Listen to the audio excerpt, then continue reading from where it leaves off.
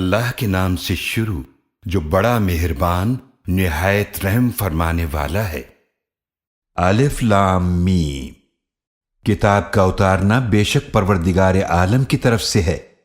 کیا وہ یہ کہتے ہیں کہ اس رسول صلی اللہ علیہ وآلہ وسلم نے اسے خود گھڑ لیا ہے؟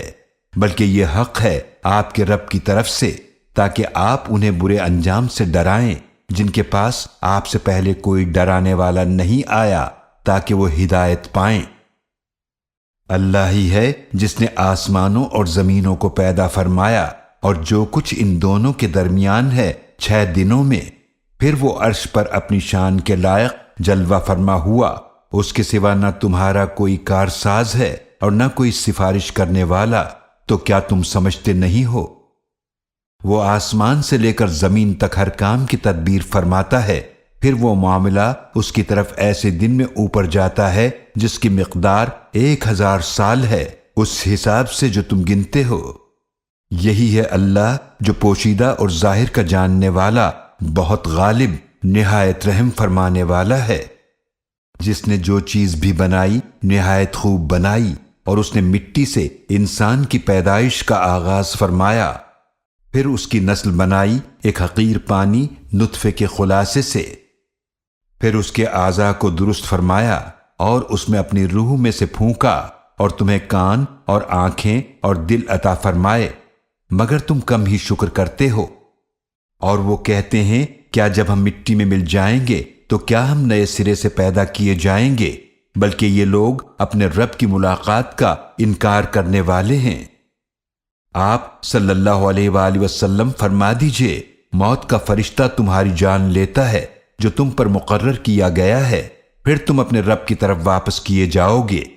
اور اگر آپ دیکھیں تو عجب حال دیکھیں، جب مجرم سر جھکائے کھڑے ہوں گے اپنے رب کے سامنے، عرض کریں گے اے ہمارے رب، ہم نے سب کچھ دیکھ لیا اور ہم نے سن لیا، پھر ہمیں دنیا میں واپس بھیج دیجئے کہ ہم نیک عمل کر لیں، بے شک ہم یقین کرنے والے ہیں۔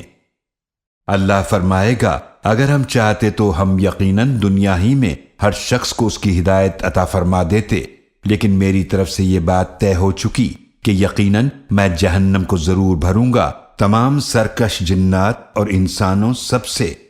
تو اب تم مزہ چکھو اس وجہ سے کہ تم نے اپنے اس دن کی ملاقات کو بھلا دیا تھا، بے شک آج ہم نے بھی تمہیں نظر انداز کر دیا، اور ہمیشہ کے عذاب کا مزہ چکھتے رہو ان اعمال کی وجہ سے جو تم کیا کرتے تھے۔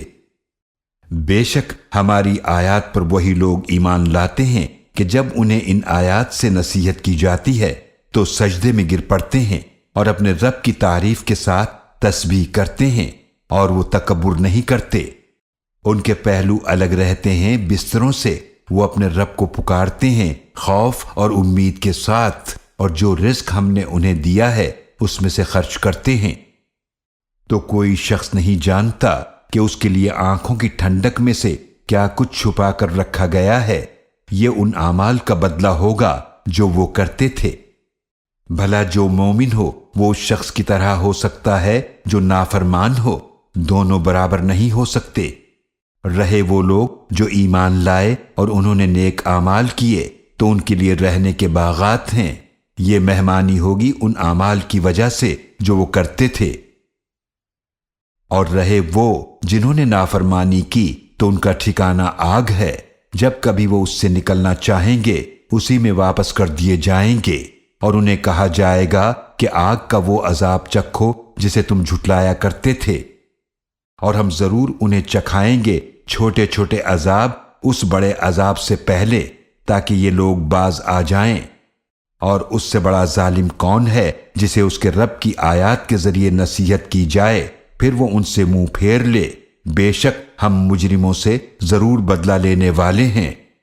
اور بے شک ہم نے موسیٰ علیہ السلام کو کتاب عطا فرمائی، تو آپ اس موسیٰ علیہ السلام سے ملاقات میں شک نہ کریں، اور ہم نے ہی اسے ہدایت کا ذریعہ بنایا تھا بنی اسرائیل کے لیے۔ اور ہم نے ان میں سے امام بنائے تھے جو ہمارے حکم سے رہنمائی کرتے تھے جب انہوں نے صبر کیا تھا، اور وہ ہماری آیتوں پر یقین رکھتے تھے۔ بے شک آپ کا رب ہی ان کے درمیان فیصلہ فرمائے گا قیامت کے دن ان باتوں کا جن میں وہ اختلاف کیا کرتے تھے۔ اور کیا انہیں اس بات سے رہنمائی نہیں ملی کہ ہم نے ان سے پہلے کتنی ہی امتوں کو ہلاک کیا تھا جن کے رہنے کی جگہوں میں آج یہ چلتے پھرتے ہیں؟ بے شک اس میں نشانیاں ہیں، تو کیا وہ سنتے نہیں؟ کیا وہ نہیں دیکھتے کہ ہم پانی بھیجتے ہیں خشک زمین کی طرف، پھر ہم اس سے کھیتی نکالتے ہیں جس میں سے ان کے جانور بھی کھاتے ہیں اور یہ خود بھی کھاتے ہیں، تو کیا وہ دیکھتے نہیں؟ اور وہ کہتے ہیں یہ فیصلہ کب ہوگا اگر تم لوگ سچے ہو؟ آپ فرما دیجئے فیصلے کے دن نہ کافروں کو ان کا ایمان فائدہ دے گا اور نہ ہی انہیں مہلت دی جائے گی۔ تو آپ ان سے منہ پھیر لیجئے اور انتظار کیجئے، بے شک وہ لوگ بھی انتظار کر رہے ہیں۔